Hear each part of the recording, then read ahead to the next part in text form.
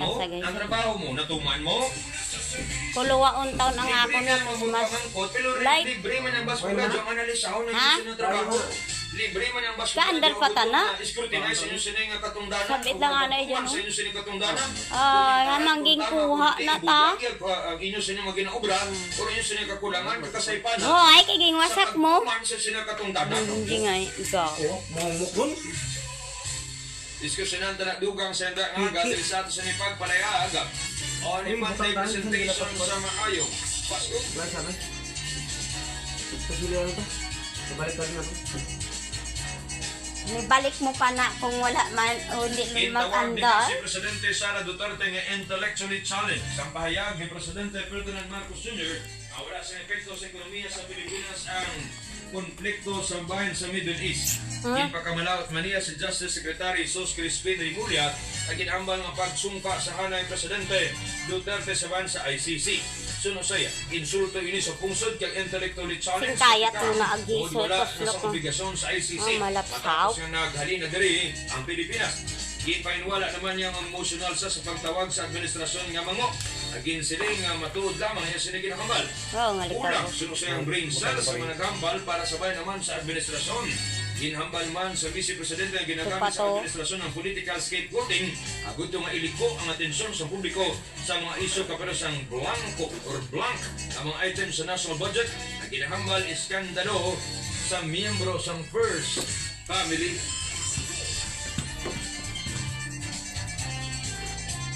Baskog Business Balita sa yanda nga aga.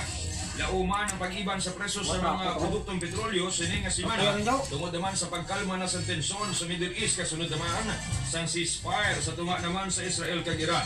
Kinabangtan naman nga mayroon sa rollback sa gasolina 1.40 gid ang mahimo may ganubo sa presyo sa gasolina buwas nga adlaw sa kada litro. 1.60 tubtob 2.10 budak ko big time na nga rollback buwas sa diesel 2.10 kada litro.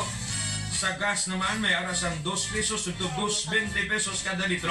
So naman sa kay Department of Energy Oil Industry Management Bureau Assistant Director Rodela Romero, base ini sa resulta sa kapat kadlaw ang baligyanay sa Mine of Platts Singapore na ginagamit nga balasehan sa presyon ay sa petrolyo sa naman sa Southeast Asia.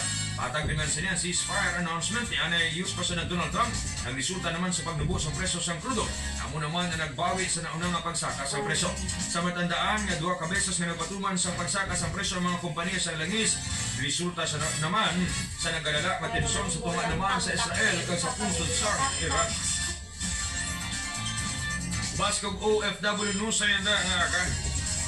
Anom ka mga overseas Filipino workers salin sa Iran ang luwas na nakapauli sa Pilipinas sa nagligad gidamang adlaw sang Sabado. Sa tunga naman sa tensyon sa Israel kag Iran. So naman sa Department of Migrant Workers, 5 sa ila ang shrimp hatchery technicians. Samtang isa naman ay isa ka kabulig sa balay din sa Dubai ang nagbakasyon sa Iran. Nagabot sila sa NAIA Terminal 3 sa Kaiser Emirates Flight kaya ginsukata sa mga opisyal din sa Department of Migrant Workers sa OWA kag sa DSWD. Itakaan sila sa buli pinansyal, pagkaon, serbisyo ng medikal kag temporaryo na ilistaran. Ang repatriation ng pagkapungunahan sa Philippine Embassy sa Tehran sa pagpamuno ng tubig pangunahan sa Philippine Embassy sa pagpamuno ni Ambassador Roberto Manalo. Imanduan naman ni Presidente Ferdinand Marcos Jr. ang mga ahensya sa gobyerno masigurador nga maayo ang luwas ang pagbalik sa mga OFW. Masubra naman sa 200 ka repatriation request ng subong ginaproseso. Naka-alert level na ng Israel kay Iran, nagkakaulukan voluntaryo ng pauli. Duha ka mga OFW pa halin sa Iran na kinalauman ang mag-aabot naman subong na si Mama. Sa pintas guys. Kag sa ato sa maayong balita sa maayong Baskog.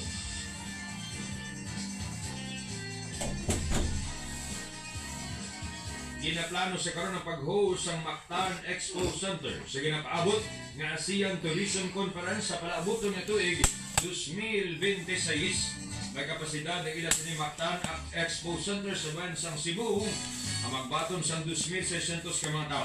Ang ining venue makadugang pagit sa ginahimo nga meetings, incentives, conferences, and exhibitions facilities sa Kapitulyo sa Turismo sa bayan naman sa Cebu sa Mactan. Ang venue ginakabing isa ka pinaka-importante nga talaksan sa pagpabaskog sa ekonomiya, ang pagtaog sa regional nga posisyon bilang sentro sang turismo kag mga global nga mga events.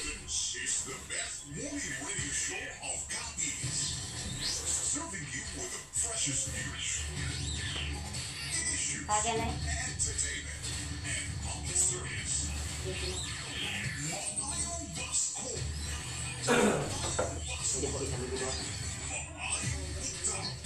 Mula sa maayong Basko kasama ang mga bilisin sa maasang Basko Radio News Team.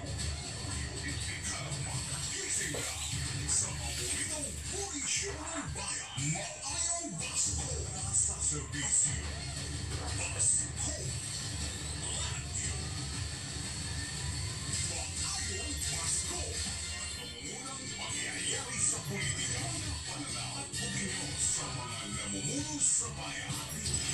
Ating pakikinggan. Basko sa politika. Araw-araw alas 7:30 ng umaga. From the most powerful name in news and public service.